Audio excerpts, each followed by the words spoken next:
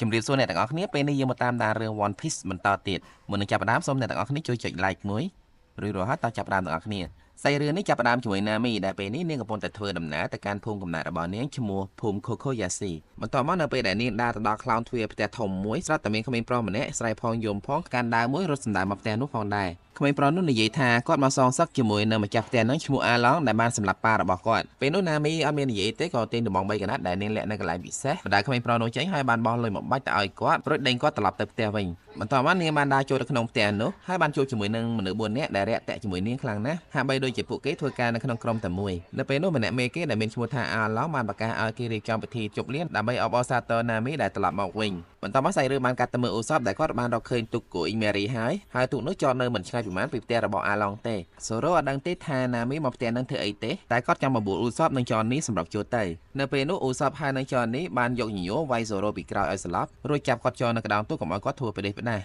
ពួកគេសុទ្ធតែដឹងថាអាឡង់ហើយនឹងកូនចៅរបស់គាត់សុទ្ធតែកាយឲ្យខ្លាំងណាស់មិនមែនជាតែសម្រាប់ចូលទៅតែប្រទេសតែផ្ដាស់ទេបន្ទាប់មកឧសភចង់បោះទូករបស់ពួកគេទៅចតនៅក្បែរទូកគូអ៊ីមេរីប៉ុន្តែពួកគេបានឃើញកូនចៅរបស់អាឡង់ពី3នាក់អង្គុយលេងនៅជិតនោះចំណែកកូនចៅរបស់អាឡង់ពេលឃើញទូករបស់ពួកគេក៏លោតចូលទឹកហែលមកមើលពេលនោះឧសភហើយនឹងចននេះភ័យខ្លាចណាស់ក៏លោតទឹកហាគេចខ្លួនបាត់ទុកឲ្យសូរ៉ូនៅលើទូកតែម្នាក់ឯងបន្ទាប់មកពួកគេបានហាគេចខ្លួនទៅដល់ភូមិមួយឈ្មោះ Gosa តែផ្ទះនៅភូមិនោះសុទ្ធតែត្រូវបានគេគាស់ឲ្យផ្ងាជើងទាំងអស់ចននេះឮថាអាឡង់ទៅមកភូមិនឹងប្រហែលជា3អាទិត្យមុនទេអញ្ចឹងគ្មាននរណាផ្សេងទេមានតែក្រុមអាឡង់ជាអ្នកធ្វើឲ្យបន្ទាប់មកមិនដឹងថាចននេះបានឃើញអីទេស្រាប់តែប្រូចទៅចៅឧសភបាត់អ្វីដែលចននេះខ្លាចនៅពេលនោះគឺកូនចៅរបស់អាឡង់ក្រោយមកឧសភក៏បានឃើញម្នាក់នោះហើយក៏ព្យាយាមរត់គេចផងដែរពេលនោះគាត់បានរត់ទៅជួបជាមួយនឹងក្មេងប្រុសម្នាក់ហើយនឹងនារីម្នាក់ឈ្មោះ Nojiko ហើយដែលសារតែចង់ធ្វើជាវរៈបរោះការពីកុមារនិងស្ត្រីភេទទន់ខ្សោយឧសភក៏ត្រៀមប្រយុទ្ធជាមួយនឹងមនុស្សត្រីម្នាក់នោះប៉ុន្តែ Nojiko បែរជាដាក់គាត់មកញួរឲ្យស្លាប់ហើយឲ្យគាត់យកទៅលាក់ទុកមូលហេតុដែលភូមិនឹងត្រូវបានគេវាយកំទេចគឺដោយសារតែមានមនុស្សម្នាក់គត់ហ៊ានងើបឈរប្រឆាំងជាមួយក្រុមរបស់អាឡង់ក្រុមរបស់អាឡង់មិនមែនពូជសាសមនុស្សទេពួកគេកើតមកគឺមនុស្សកាត់មួយឆាអញ្ចឹងមកអ្នកខ្លះកាត់ទៅមឹកអ្នកខ្លះកាត់ទៅត្រីអ្វីដែលសំខាន់គឺពួកគេមានកម្លាំងខ្លាំងហើយនៅមានសមត្ថភាពពិសេសច្រើនជាងមនុស្សការដែលពួកគេហ៊ានធ្វើបាបប្រជាជនតាមអំពើចិត្តអញ្ចឹង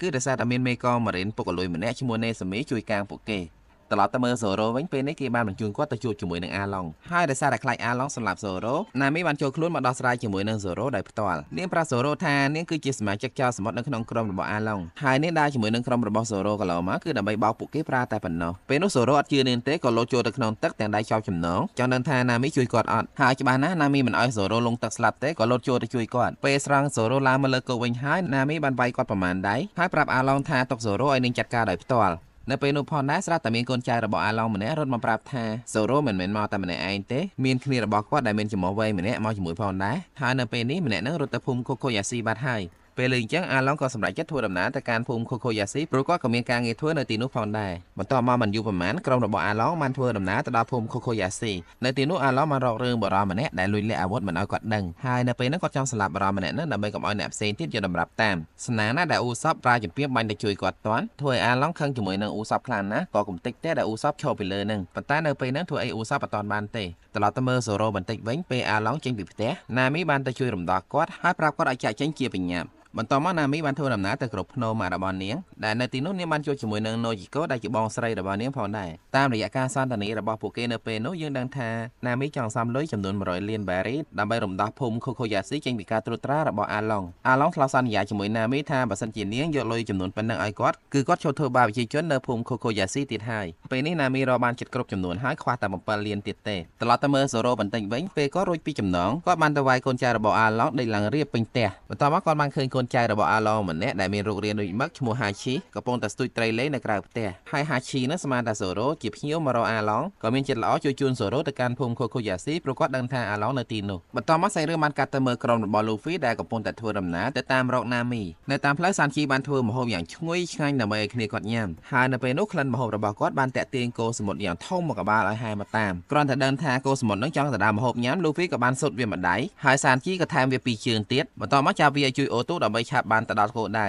ត្រឡប់មកមើលអាឡង់វិញពេលគាត់មកដល់ផ្ទះគាត់បានឃើញកូនចៅរបស់គាត់ត្រូវបានសូរ៉ូវាយឲ្យដេករនួករណែលបន្តិចក្រោយមកមានកូនចៅរបស់គាត់ម្នាក់ដែលមានមាត់ដូចសេះសមុទ្រឈ្មោះឈូចាប់ឧសភបានហើយក៏នាំឧសភទៅកាន់ទីនោះពេលនោះពួកគេមាននឹងកាត់ចំហរបស់ឧសភទៅហើយតែបានណាមីចូលទៅតាន់ហើយដើម្បីជួយឧសភបានណាមីធ្វើជាឈ្លោះទាស់តែងគ្នាជាមួយនឹងឧសភរហូតដល់ចុងក្រោយនាងធ្វើជាសម្លាប់គាត់ទម្លាក់ទឹកថែមទៀតផងការសម្ដែងរបស់ពួកគេទាំងពីរនាក់នៅពេលនោះដូចខ្លាំងណាស់ធ្វើឲ្យក្រុមរបស់អាឡង់ជឿទាំងស្រុងតែពេលនោះចននេះដែលមើលឃើញពីក្រៅលំបងក៏ជឿផងដែរថាណាមីបានសម្លាប់ឧសភចោលបាត់ហើយត្រឡ ឡប់ទៅមើលក្រុមរបស់ Luffy វិញពេលនេះកូសមុទ្របានអូសពួកគេមកដល់គោលដៅហើយប៉ុន្តែមិននឹងហេតុអីទេវាបានហែទៅបុកច្រាំងបណ្ដាលទូករបស់ Luffy ផ្លោងឡើងទៅលើដូចជាហោះពេលទូកធ្លាក់ចុះមកវិញចៃដន្យខ្លាំងណាស់ពួកគេបានជួបជាមួយនឹង Zoro បន្ទាប់ពីចុះចតបានសុវត្ថិភាពទាំងអស់គ្នាហើយចននេះក៏បានដើរទៅជួបពួកគេហើយប្រាប់ថា Nami បានសម្លាប់ Usopp បាត់ហើយឮអញ្ចឹង Luffy រន្ធត់ចិត្តណាស់ហើយគាត់អត់ជឿថា Nami ហ៊ានធ្វើដល់ថ្នាក់នឹងទេពេលនោះ Nami ក៏បានដើរទៅដល់ទីនោះផងដែរហើយនាងបានប្រាប់ពួកគេថាវាជាការពិតដែលនាងសម្លាប់ Usopp នាងនិយាយទៀតថាការដែលនាងរាប់អានជាមួយពួកគេគឺដើម្បីគេងយកតែផលចំណេញតែប៉ុណ្ណោះតាមពិតនាងនិយាយអញ្ចឹងគឺដើម្បីឲ្យក្រុមរបស់ Luffy អស់ចិត្តពីនាងហើយនាំគ្នាចាក់ចេញពីភូមិហ្នឹងដោយសារតែនាងអត់ចង់ឃើញពួកគេមានគ្រោះថ្នាក់ពេលហ្នឹង Luffy វល់អស់ហើយមិនចង់ទៅណាទេក៏ដេកនៅទីនោះមួយកន្លែងចំណែក Nami វិញមិនដឹងនិយាយមិនឲ្យ Luffy យល់ទេនាងខឹងខ្លាំងណាស់ក៏រត់ត្រឡប់ទៅវិ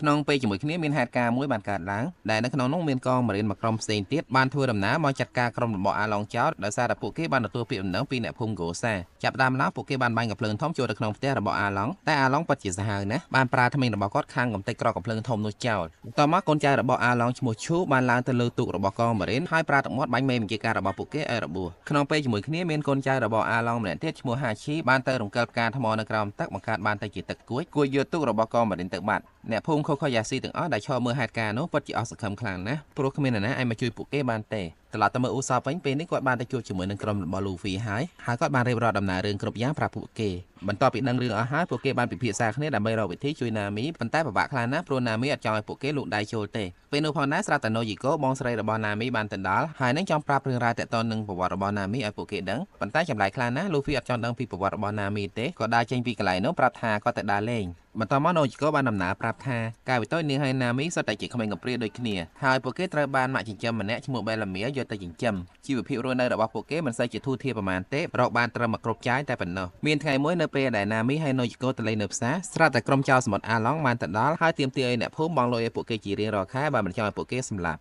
់តម្លៃដែលពួកគេទាមទារគឺមនុស្សធំត្រូវបង់ 10,000 berry ចំណែកក្មេងៗត្រូវបង់ 50,000 berry នៅពេលនោះអត់មាននរណាគេម្នាក់ហ៊ានតវ៉ាជាមួយពួកគេទេក៏ព្រមបង់លុយឲ្យពួកគេតាមស្រួលបន្ទាប់មកនៅពេលដែលក្រុមចោរសមុទ្ររៀបចំត្រឡប់ទៅវិញពួកគេបានឃើញផ្សែងហុយចេញពីផ្ទះមួយដែលមិនទាន់បានបង់លុយហើយក៏ធ្វើដំណើរទៅកាន់ទីនោះផ្ទះនោះគឺជាផ្ទះរបស់ Bellamy ដែលជាម្ដាយចិញ្ចឹមរបស់ Nami ហើយនិង Nojiko ពេលពួកគេទៅដល់ Bellamy បានស្វាគមន៍អាឡុងជាមួយនឹងកាភ្លើងវែងម្ដាមសោកចូលក្នុងមាត់របស់គាត់សូមបញ្ជាក់បន្តិចថា Bellamy ក៏ធ្លាប់ជាកងម៉ារីនម្នាក់ដែរប៉ុន្តែអាឡុងមានថ្មិញខ្លាំងណាស់អាចខាំកំទេចកាភ្លើងរបស់ Bellamy បានពេលនោះអាឡុងបានជន់បំបាក់ដៃរបស់ Bellamy កុំឲ្យចេះតែហ៊ានហើយ Gensan ដែលជានគរបាលភូមិបានចូលមកជួយគាត់ប្រាប់ Bellamy ឲ្យបង់លុយទៅអាឡុងទៅដើម្បីកុំឲ្យអាឡុងសម្លាប់នាងចោលសម្រាប់គ្រួសាររបស់នាងបើគិតទាំងក្មេងៗ2នាក់ទៀតគឺត្រូវបង់ 20,000 ប៉ុន្តែនៅពេលនោះ Bellamy មានលុយតែ 10,000 មិនគ្រប់បង់ឲ្យគេទេដល់ពេលអញ្ចឹងទៅនាងក៏សម្រេចចិត្តបង់ជួយក្មេងៗអត់បង់ឲ្យខ្លួនឯងនៅទីបំផុតអាឡុងក៏សម្លាប់ Bellamy ចោលដើម្បីធ្វើជាឧទាហរណ៍ដល់អ្នកផ្សេងទៀតបន្តមកទៀតកូនចៅរបស់អាឡុងបានរកឃើញផែនទីមួយនៅក្នុងកប៉ាល់របស់ Bellamy ដែលផែនទីនោះគឺ Nami ជាអ្នកគូហើយដោយសារតែទឹកដៃរបស់ Nami ល្អអាឡុងក៏ចាប់នាងទៅធ្វើការឲ្យគាត់នៅពេលនោះដែរ Gensan ដែលជានគរបាលភូមិក៏ព្យាយាមឃាត់តែត្រូវបានក្រុមរបស់អាឡុងកាប់ឲ្យរបួសជាច្រើនកន្លែងតាមពិតអ្នកភូមិនឹងមិនមែនសិតតែកំសាកទេនៅថ្ងៃនោះពួកគេក៏បានព្យាយាមប្រយុទ្ធជាមួយនឹងក្រុមចោរសមុទ្រដែរតែបានត្រឹមតែឲ្យក្រុមចោរសមុទ្រកាប់ឲ្យរបួសពេញខ្លួនតែប៉ុណ្ណោះពីថ្ងៃក្រោយមកអ្នកភូមិបានប្រមូលគ្នាចង់ទៅជួយរំដោះ Nami មកវិ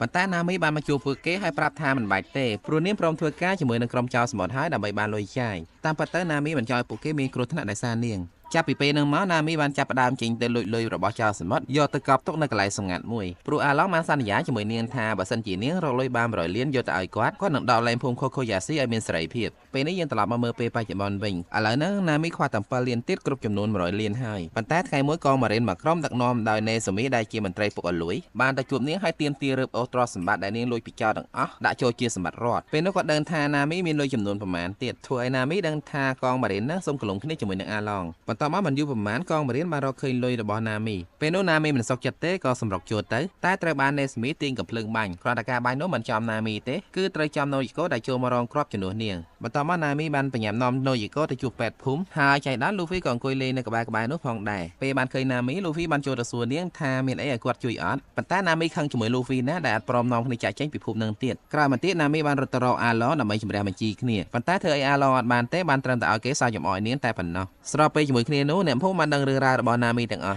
់ហើយពួកគេយល់ថាវាជារឿងអយុត្តិធម៌ខ្លាំងណាស់សម្រាប់ Nami ក៏ប្រមូលគ្នាទៅជំរះបញ្ជីជាមួយ Arlong ផងដែរ នៅពេលនោះណាមីបានត្រឡប់មកវិញទាន់ហើយនឹងខំប្រឹងលេងទឹកមុខធ្វើដោយធម្មតាដោយអត់មានរឿងអីកើតឡើងអញ្ចឹងនាងប្រាប់ពួកគេថាលុយប៉ុណ្ណឹងមិនច្រើនទេតែបន្តិចទៀតនាងរកបានមកវិញហើយដល់ពេលពួកគេអត់ស្ដាប់ណាមីក៏ទាញកំបិតគំរាមពួកគេថែមទៀតប៉ុន្តែទោះបីជាធ្វើអញ្ចឹងក៏ដោយក៏នៅតែអត់ប្រយោជន៍ដដែលព្រោះអ្នកភូមិមានកំហឹងពុះកញ្ជ្រោលដល់កហើយពេលនេះបន្ទាប់ពីអ្នកភូមិចេញទៅរកអាឡុងអស់ណាមីពិតជាទាត់តម្រេះណាមិនដឹងថាត្រូវជួយពួកគេយ៉ាងម៉េចទេពេលនោះនាងពិតជាខឹងអាឡុងណាស់ក៏ដកកំបិតយកមកចាក់សាក់រូប logo របស់អាឡុងដែលសាក់ជាប់នៅលើស្មារបស់នាងពេលឃើញអញ្ចឹងលូហ្វីក៏ជួយចាប់ខាត់ព្រោះគាត់មានអារម្មណ៍ថាឈឺចាប់ជំនួសណាមីខ្លាំងណាស់ហើយពេលនោះហើយដែលណាមីសំពឹងឲ្យលូហ្វីជួយនាងផងពេលបានភ្លើងខៀវពីណាមីអញ្ចឹងហើយលូហ្វីអត់មានរីរែកទេព្រោះគាត់ចង់ជួយនាងយូរហើយតែនាងមិនឲ្យជួយបន្តមកលូហ្វីបាននាំគ្នាទៅចម្រាមបញ្ជីជាមួយនឹងអាឡុងដល់ផ្ទះសម្រាប់រឿងនេះផងណាខ្ញុំសូមស្លេះត្រឹមប៉ុណ្ណេះសិនសូមអរគុណអ្នកទាំងអស់គ្នាដែលបានតាមដានទស្សនារឿងនេះជាមួយខ្ញុំបើសិនជាអ្នកទាំងអស់គ្នាយល់ថារឿងនេះល្អមើលឬក៏យ៉ាងណាសូមជួយ comment ប្រាប់ផងសូមអរគុណម្ដងទៀតនិងសូមជូនពរសុខភាពល្អអនាគតបបររុងរឿង